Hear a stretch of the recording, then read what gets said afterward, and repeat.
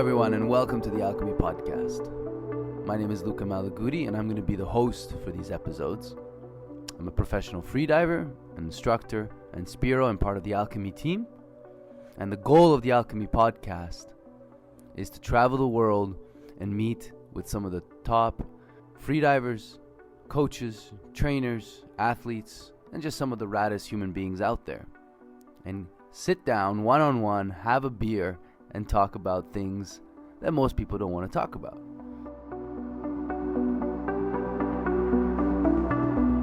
In this episode, I sit down with Carlos Diezel in Dahab, Egypt. I wanted to sit down with Carlos and pick his brain at how he decided at a certain point in his life to leave a good paying job as a professional engineer in Brazil and move halfway across the world to Dahab, Egypt to start a business, become a freediving instructor, and professional competitor. What inspired me about Carlos was how he was able to do all of this while putting his family first. Not just pursuing his own dream, but also bringing his family closer to it and allowing his kids to be connected with nature and to learn things they would have otherwise never been able to know, and doing so successfully while also enjoying a very good life. It required many sacrifices, which we'll talk about in this podcast, but at the same time, his story is incredibly inspiring, and I believe it can inspire a lot of other freedivers who want to do this full-time and also one day also potentially have a family.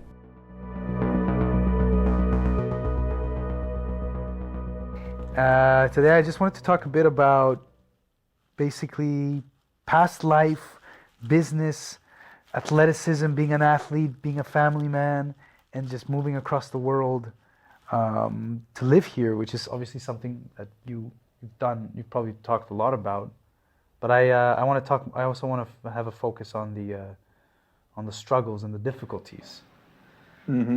Cool. Yeah. That's the part of the history that people tend not to talk too much about. Yes. Because of course, you kind of don't want to remember that, and also it's not. Sometimes you're afraid that people will think that your step was a bad one, because then you have, like, you're talking about the downside. Yes. And then, like, your ego wants to protect you from these, and like you avoid these topics. Yeah, but they are there. There is no perfect history. There is no like flawless history. Yeah. Exactly. Yeah. Exactly. Yeah, we can start this like talking already like about the hardest dimension. Please. That was for me the hardest by far was having to confront so strongly my father. Yeah. Because he was like radically against the idea of changing career, like coming from a very stable, ideal environment and working environment from his perspective, because his generation had this dream of working in a multinational in Brazil, and then I was giving up the dream to live another thing that in his head was not sustainable, was like a stupid idea. Yeah. And in the beginning, he just didn't accept it at all. And then it broke our relationship during at least half a year, if not 1 year. Wow. Like always, when we would communicate, like after the decision was taken and the steps started to be done, like he would just talk about this, and in a bad way, because he really thought I was going mad. Yeah. In his head, it was like this. Okay, my son, he lost his sense of way. His sense of way. Yeah. He's growing his hair and he's moving to where? Yeah. What? He's becoming a hippie. Yeah, like it's not so much this of becoming a hippie. It's like this giving up everything, having a family. Kind of. He thought, okay, you're not responsible. You are taking from your kids the opportunity to grow up in a wealthy environment. Yes. Like you're giving up this stability that they can go to the best schools and probably later go to the best universities. This chance that you had, you're not giving to them. And like he didn't see that there are other advantages in their education. At the time. Sorry? You had kids at the time. Yeah, they were already... So that's even a bigger step, right, to do that. They were already 6 and 8. Yeah. So, getting ready No, for well- college and school. Yeah, 6 Yeah. and 7, or the Luna turned 8 here. Yeah. Yes. Yeah, so they had already, and the life we were living was especially good because it was in Brazil, multinational, in a small, very organized town in the south of Brazil. So you can say it's European standards with the benefits from Brazil, like South really of nice Brazil, weather, like amazing nature. Yeah. And so we had like especially good place we were living, and in a very good company, like I'd say, thinking about corporate world. The company I was working at was really like amazing because they are not so extremely profit driven. They think about profit long term rather than quarter wise. Good. So this changes a lot the game. I know that psychologically the stress level is Huge. different. Yeah. But of course there is this corporate mentality there. So there is stress. Of course. Yeah. And As a in the end consultant. yeah. Consulting. So in the end you are under so much stress that your life's not healthy anymore. Although I was very active, like going to the gym, I did jogging, but for my health, that life wouldn't be really sustainable until, let's say, when I would be maybe 60 years old. And now I know that when I'm 60, if I keep up doing what I'm doing, it's gonna be easy to be healthy if I'm lucky enough not to have any weird disease. Absolutely. Yeah. Yeah, of course. Because when you work in those environments, you something has to give. Yeah. Maybe the money's good, of course, but the even just look at just the amount of time you have to sit down Yeah. and be immobile. Just alone this, the yeah. effect that has, Yeah. and then what nobody talks about, the psychological effect that has on a family man that has to provide, especially maybe in like an environment like Brazil, which is still a bit patriarchal, right? So there's still that, Yeah, not right? a bit. Not a bit, very patriarchal. So there's still that expectation, like, yo, you have to be a man, and you got to be a man all the time, Yeah. and you got to provide, and you got to. Yeah. So It's that expected, even it's if, expected, if yeah. people know there are like families totally successful and happy with Yeah. the man not being the best salary in the house. Yeah, It's expected from you. it is. Even deep in our psychological structure, it's there. Like it's hard to say. And, To well, get rid of them. but yeah, talking like this was the biggest downside. Like not to lose the focus. Like Yeah. the relationship with my father was the hardest The hardest thing. thing, and now it got much better, but now it's already being 3 years plus. So I'd say after this first year, like I know that he still doesn't really like the idea that we moved here, but I think now it's more for the distance and for the fact that we cannot see each other so often Yes. than for like me being crazy and giving up so nice things, because I think now he sees that there are other benefits Yeah. that are not comparable at all. You cannot say what's best unless you are the person driving your own life. Like, and for me, I know, okay, this is being really, really good decision that I took. But what was it that changed his mind? Was it that he saw you successful in the endeavor you took, running one of the most successful freediving schools in the world? Or was it more to do family related? He saw his grandchildren in like a good environment, an environment that was actually a good environment for kids to grow up in, or it was something else? Yeah, I think it was a set of small things that got more and more stable a long time. So, Yeah. first one, when I came, I wasn't even a freediver instructor yet. So I had still to do the freediver Oh. instructor course Okay. to then see how would be life. Well, I didn't know if it was possible to survive as a freediver instructor and having a family. I didn't know. So you I moved came here to check. with your wife and children. Yeah, but like in the Just like beginning, it was a sabbatical period Okay. in the company. So I still had the opportunity to come back, and it was actually more or less the plan to stay here and like live this life and have this as a to clear my mind, to have it very clear in my mind. If I wanted to come back, like how would I want to work in the future? Because it was very clear for me that the job I was doing to that time, I couldn't do this anymore. Like that path was not interesting for me anymore. So I would either change position and function, Yeah. or not come back at all.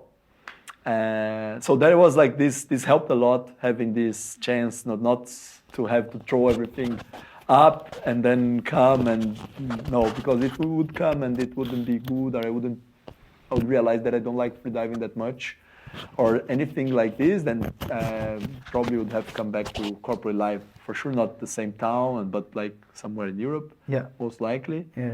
But yeah, it would be still like a normal life, so to say. Exactly. But like with time, then I started to see, okay, I really like this. I like freediving more than I expected before, actually. And I liked also teaching. Like I knew already that I liked teaching, but I didn't know how much specifically teaching freediving would be for me, like something that I enjoy doing and that I'm happy about.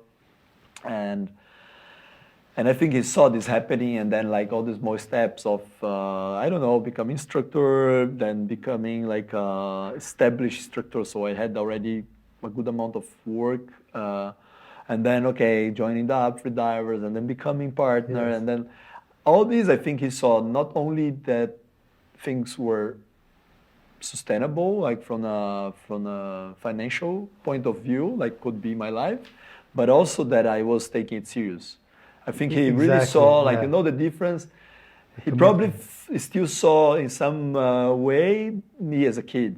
And then he started to say, okay, now this man is managing his life also out of the easy environment or the ideal environment. He's still making his path and things are happening. He's finding structure where there isn't structure. Yeah. Making stable enough. Because, like, of course, you can have a less stable life if you don't have a family, and you need some more stability if you have a family.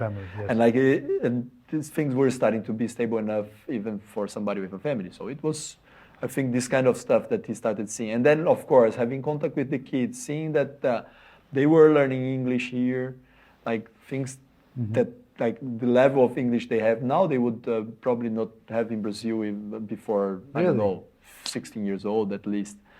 Yeah, they're already a bit of Arabic. Very little Arabic, like not so much yet. Like I see the interest is growing, but it's not the focus. Like we were happy with the first development in English, and it's happening, and it's actually like super strong. And I think also when they see that the kids are happy here, it plays a role. Of course, if they wouldn't be. I know the kids. They sometimes they say a little bit about the downsides of Dahab. They give a little bit of focus, but also you see they're happy. You know, like okay, when they talk about trash, let's say that problem number one in Dahab is trash on the streets. Yeah. Kids also don't like it, and they talk bad about it even to my parents.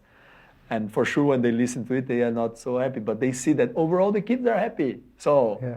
They can't say, okay, like I'm stealing the childhood of my kids to follow a stupid dream. No, it's not exactly this. And they're aware of it. They're like, hey, this is a problem.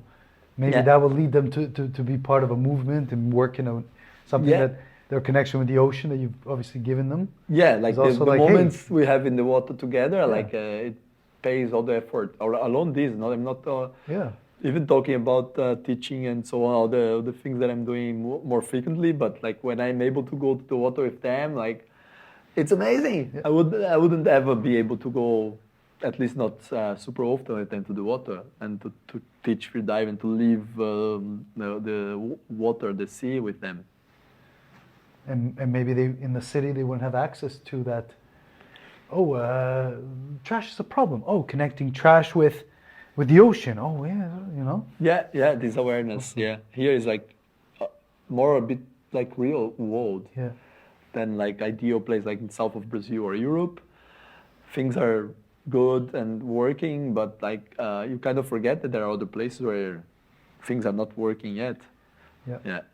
In this record, Interesting. So really, in the beginning, the hardest part was the relationship with your dad. Yeah. And being like, and showing that you could be as passionate, as committed into something that is not predetermined, something that is beyond the cultural norm. Yeah, exactly. And that you can still succeed. In fact, succeed better. It's just a different definition of wealth. Yes. Wealth can be defined as the amount of luxuries you have. That's one definition of wealth. That's okay. Yeah. I have a yacht, a mansion, and 3 cars. Yeah. The other definition of wealth that fascinates me the most is you are wealthy if right now you stop working. How long can you survive with what you have? That That's to me is a another approach, fascinating, exactly, yeah. a fascinating definition of wealth. It's a 180 degree. Yeah. You know, like, because that incorporates time and health Yes. as part of wealth, Yeah. not just the money. Yeah. We need money, Yeah, that's part of the game. but how yeah. much do you need based on your lifestyle? If you want a car every year, well, you're not going to be wealthy even Yeah. with $100,000 a year. If you want a Mercedes every year, you're not going to be wealthy. Yeah. But if you're okay with less, Yeah, and that's interesting that you touch this subject, because like this is the part which was way easier than I expected, because I knew I would have to reduce a lot my life standards, so to say, like after doing this step, because in Brazil we had a house which is my house. We still own this house in Brazil, but like we used to have our neighbor. She was working for us, like doing basically cooking and cleaning the house. And also, I very often take care of the kids when we wanted to go out, whatever. Like we could afford it. yeah. We had one car from the company, one car of our own, and like this is super comfortable because Yes. okay, supermarket, okay, take the car, you go. Like these small things that when you see the new life coming, you say, okay, I can't afford to have a car, at least not in the beginning. You're kind of afraid. How am I going to adapt to this? Yes. And this is the easiest part. So you don't have a car here. Well, I don't have a car. We all have bikes. Bikes. We like in Dahab, you don't need more than this. Like some people don't even need the bike. Like I think A bike is good. Yeah. bike here is good. You cover the distance. It's always in a Yes. comfortable. And also to not have conversations from point A to point B. Yeah, because of the Because that is, yeah, you go on the bike. You don't have to stop with everybody you know. I'm and on a then- bike. I can't possibly stop. I'm already. hello. There's too much momentum. I can't slow Yeah. down. Exactly. That's the official excuse. yeah. Exactly.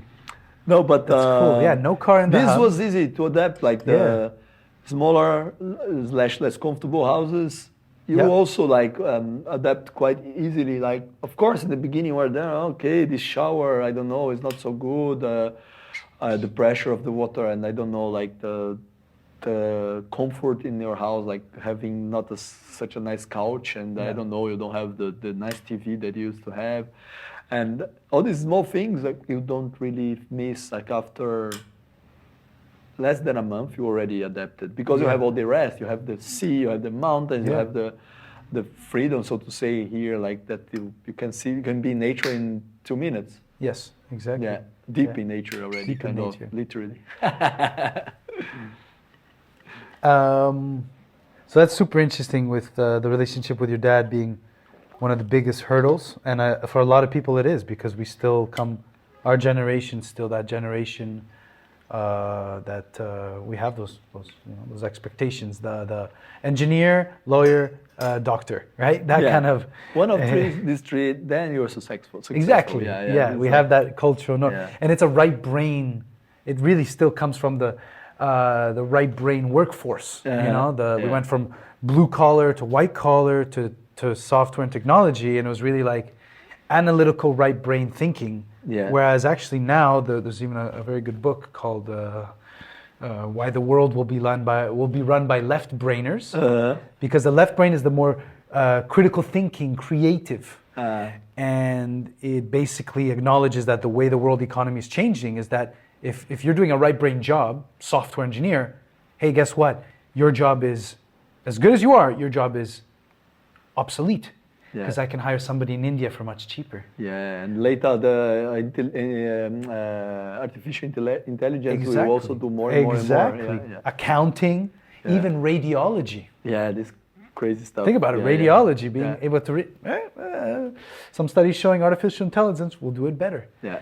So the jobs that are coming up are jobs that require more empathy, more creativity, more left brain thinking.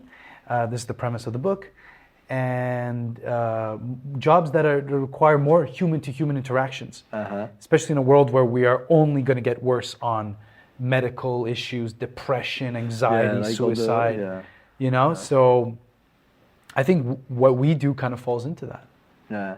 And breaking away from the norm is basically we're in that transition phase. Yeah. Yeah, that's quite interesting because I also think like it will take a while until we have underwater drone, which is also a good freedive instructor. Until then, we are useful. Exactly. Exactly. And I'm sure you've had people, students, that have come up to you and said, hey man, maybe at first I was a bit shy, but like I was in a dark place before I got here. Yeah, I was in a really fucking dark place. I was about to do some bad things to myself. Yeah. Thank you. You know what I mean? They start crying. Yeah, I'm sure you've had that. This comes, and comes. I think also after Corona, you see more and more people, like even more than before. Like I think people were, it was hard for most of us, or it's still hard. Still hard. Yeah. But yeah, like there's definitely something like it's a kind of a therapy. Like we were talking before, like freediving for beginners can be life changing, and can be also a therapy to treat many different psychological or like mind-related diseases. Yeah. Absolutely. Yeah. That's and it's our job to be there, like as good instructors, so people can do this safely and progress in a healthy way, literally. Yeah. Yeah, and it's only going to keep growing. The mental health industry is projected to just keep growing, and we know that there's either you can go the pharmaceutical way or you can go the natural way, and that leads you to breath work, holotropic breathing, Wim Hof, freediving. Contacting nature. Yes. Yeah. What about the social pressure? So we talked about the family pressure, which is very powerful, but the social pressure is also immense because you grew up in a community, you grew up with people, there's that natural competition in a community of like, where are you at? Oh, you're making 100,000. Well, my son's making 120,000. Yeah. You know, and then when you flipped literally 180, how was that with friends and other people that saw you grow up? And, oh, Carlos, she's becoming this bravo, successful engineer. Look how beautiful wife, beautiful house and car and children. And then you're like, nah. Yeah. It's funny because I think I can't remember about any friend who asked me not to do it, or who said, oh, it's a bad idea, why don't you rethink this? Like, I think everybody from our generation, they understood it very well. Like, was my family, like even my sisters, they were a bit afraid, but also like I know that it comes also from my father, because of course having contact and seeing him because he was so stressed. That was also because it was hard, because I could see him almost getting sick because of this decision, let's say. So it's like it was heavy, and then everybody who was too close was also like kind of against the idea, just because of the earthquake it created in his head. And also like my mom is also like, yeah, no, I want you to do what makes you happy, but oh my God, does it have to be that radical? And but from friends and like that was funny, like everybody was basically saying, go for it. Yeah. Just do it. And you know, always like if it doesn't work, you have still the chance to come back to what you were doing before. You were doing this fine. You were doing your career, so that shows that you have skills that you won't forget them. Like after 1 year trying to do freediving and saying, oh no, you can do it, you come back. Like of course you. What kind of engineering were you doing? Well, I'm a mechanical engineer, but I was more like in the administrative part. I was responsible for finance, logistics, purchasing in a plant in Brazil. Yeah. So I was the commercial plant leader. Yeah. And stuff you're still doing here, running a business, finance, logistics. It's just T-shirts now. It's related. It's just like with much more simpler tools and products. Yeah. But like, of course, the experience from before helps me a lot now. Yes. A lot. Like this is like what things like, no, but you change. You know, like what I learned there, I won't forget. Yeah. I might not be sharp on the tables, Excel tables that I used to do, but I don't need this anymore. Exactly. Like being able to do things like and project and I don't know, simulations. No, it's not necessary anymore. Like in this dimension of the business is now 1,000 times smaller. Yeah. Absolutely. Yeah. A concept that has fascinated me a concept that has fascinated me recently, which I'm sure I'm not the one that has coined, is this perfect triangle or circle, whatever geometric shape you prefer. Uh-huh. Time, money, health. The Uh-huh. perfect balance. Uh-huh. Let's admit it. Like, let's not be hippies. You need money. Yeah, We money is need part money. of Money's life. part of everything. Yeah. Money gives you health because it gives you the time for health, Yeah. mental and physical health. Health gives you the time and the time to make money. Time gives you Yeah. the ability like to make money yeah. and health. So it's a constant, perfectly balanced Yeah. thing. And as an athlete, as a business owner, as a family man, you really got to have, I guess, a good sense of that. Yeah. Yeah. And That's the biggest challenge I'm facing now because, as you said, like an athlete, like I really like developing my own freediving and competing Yeah. when it makes sense, and running the business and family man. So time is a very hard to choose dimension because money, I already see that it's like you have to be sustainable. Like your bills have to be slightly smaller than your income. yes. So you can save a little bit to the side for whatever, like for vacation or for things that you want to buy, Yeah. like whatever. Like it's just easy. If it's balanced, it's balanced. Like you Yeah. don't have to worry. No, I could be making 50% more if I would change this and that.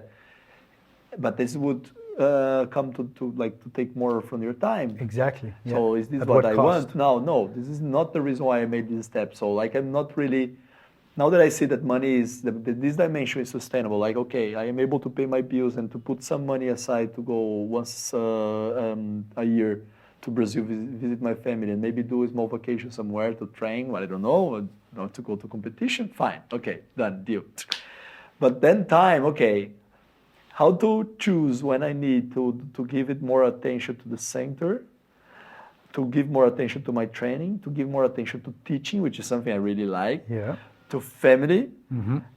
to things that are related to family. Like for example, the kids, they have a school now, which is like quite small, and it's actually expected that the parents are present in the school helping. So You have to go to the school. I have to go. It's like only a few hours a month. Okay. But I know that like the more I give, the better it's gonna be for the kids, my own kids, and for the school in general. Yeah. So something that I don't want to give the minimum necessary. Like And you're also giving back to the community. yeah, it's Because like you can teach a lot, mathematics. And yeah, that, there are yeah. so many nice things we Yeah. all can teach, and it's Yeah. also good for you in the end of the day, like to help yourself with your Yeah.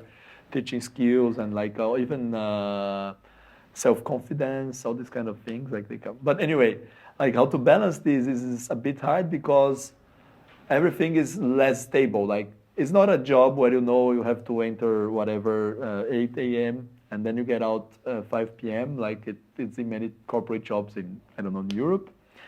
No, this doesn't work like this. You have like peaks of people coming, small groups, and I don't know, now with COVID, it's super stable because things go down and up super fast. Okay, well, the country A now changed the flag for Egypt from orange to Yeah, red, and then you yeah. have a small increase of tourists from this country, like from out of nowhere. So you're maybe not prepared for that, and you have to be prepared. This is like a center. We don't want to have people knocking on the door and, I'd like to train here, but I can't, right?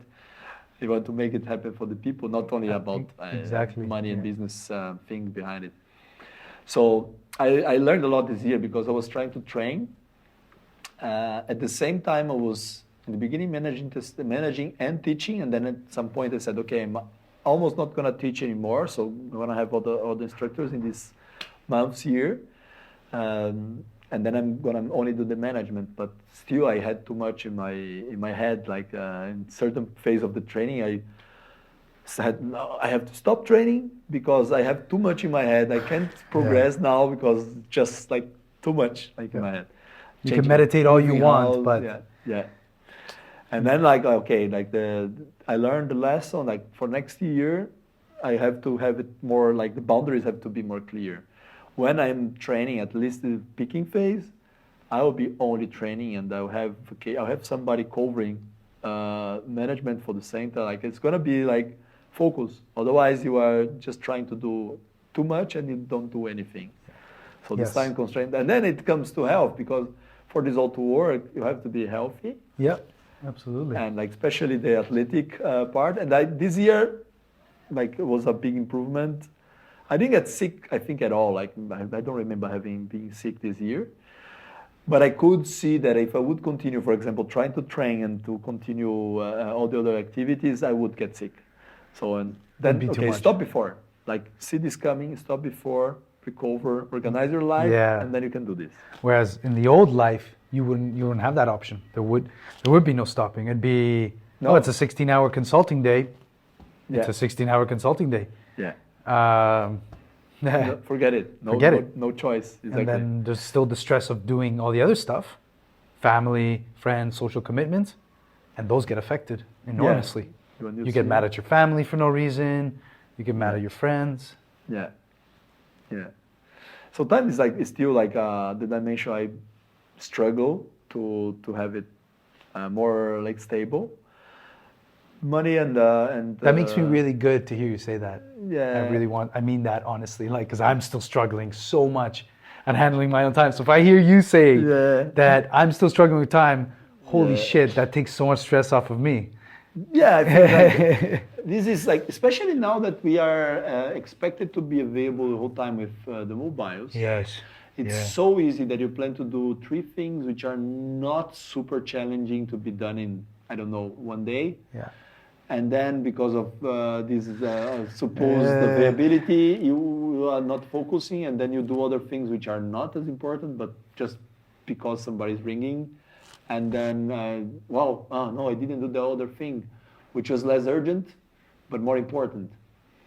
So it's so easy to get to lose focus in the end of the day. What you know, what you plan to do, and then you. So this is the biggest challenge nowadays. I think that's why everybody feels like, okay, I have too much and doing too much, like and because it's hard to cope with the speed of the world. Yeah. And then like learning to say no, I think is the thing. Like Yes. I'm still learning, but I think I got so much better this year. Like especially in the center, because you want to be nice, you want people to be happy. The customers, they come to free dive. They sometimes want to go to the water with me, for example, and I was training. And then sometimes I would make exceptions. No, okay, I can do your training, no problem. And then okay, nice. The person is happy and it's good for Dahab Freedivers and like for reputation as well and so on and so on. But was this really needed? Like, was it what I wanted to do in that moment? Maybe not.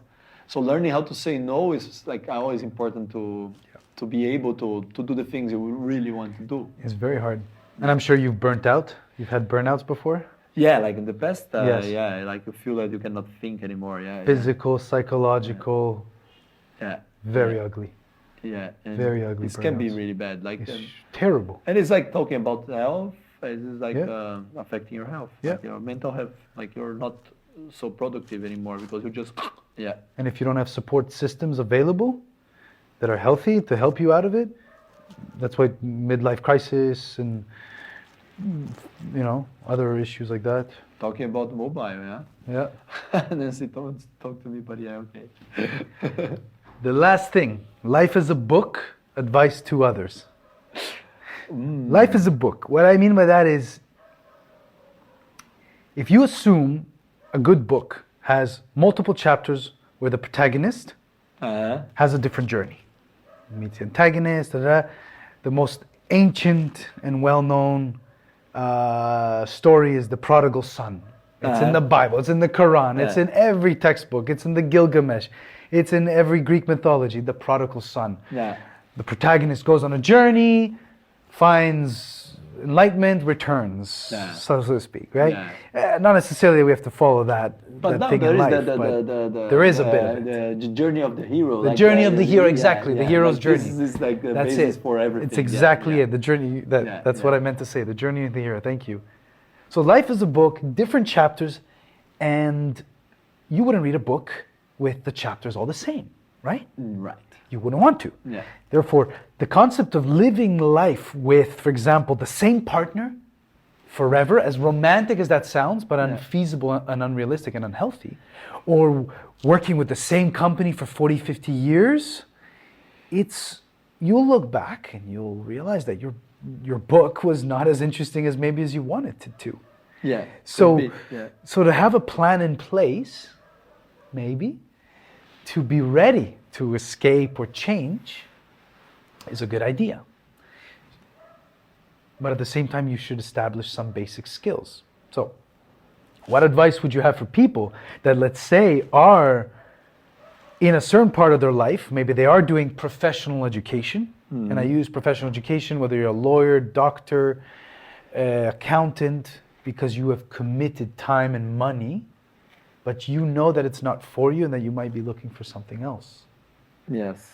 Yeah, what advice would you have for people like that? Not necessarily freediving. I get it. Yeah, I get it. Like, yeah. anybody who is in this beautiful journey of life, and they may be in one chapter, and In one chapter, yeah.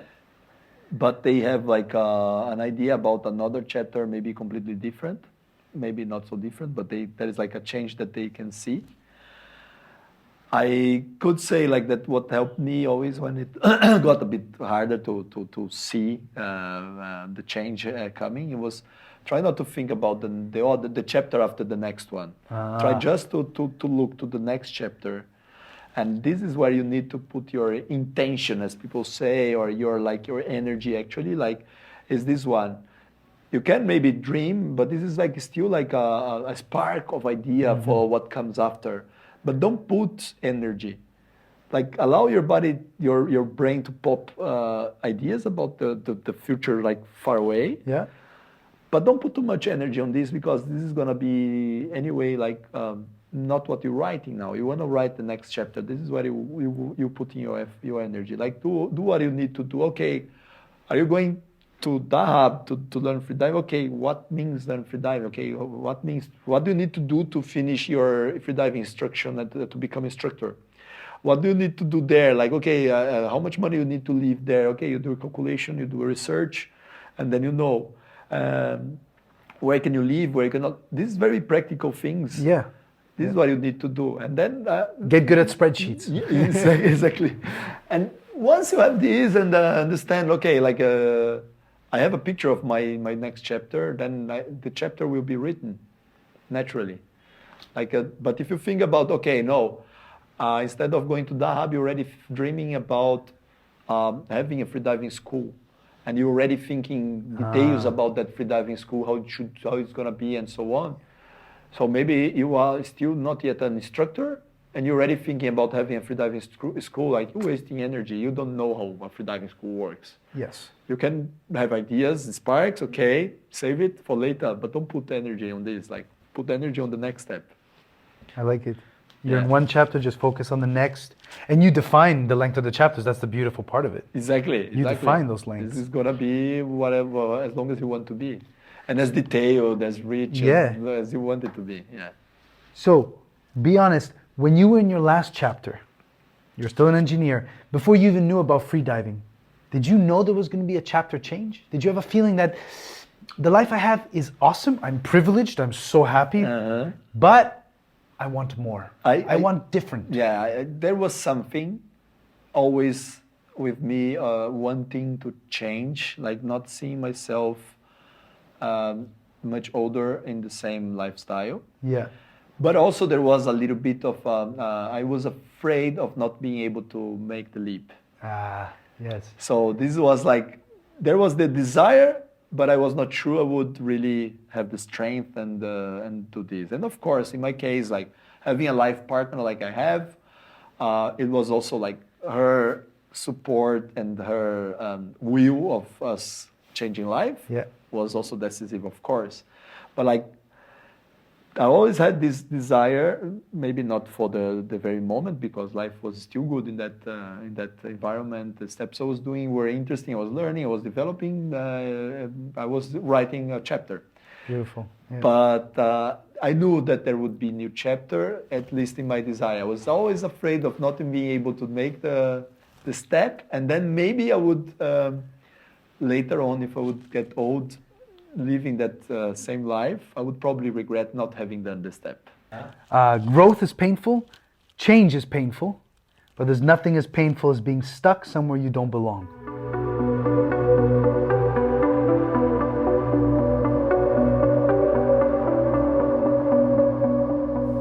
These podcasts are sponsored by Alchemy, and I want to shout out to the gear they make for us freedivers. One piece of gear I've been using recently in the Mexican cenotes for a photography project is the weight belt.